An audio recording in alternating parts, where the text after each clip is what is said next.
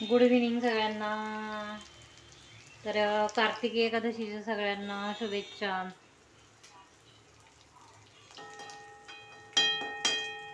तर आज आहे सगळ्यांना उपवास. तर हे साबुदाणे आहेत ना, साबुदाण्याची काय खिचडी बनवली आणि थोडेसे साबुदाणे होते त्याचे असा बटाटा उकडून घेतला आणि बटाटा, साबुदाणा आणि शेंगदाण्याचा कूट आणि हे त्याच्यामध्ये ते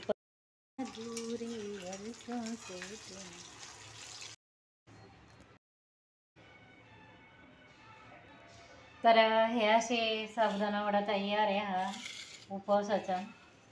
एकदम छान होता हा. बटाटे आणि साबुदाणा थोडा चांगला भिजवायला पाहिजे 2-3 तास आणि रेड चिली आणि चवीनुसार मीठ घालून एकदम छान होतं. हा पहा, आवडला सबस्क्राईब करा, कमेंट करा, लाईक करा. Take care, have a good day.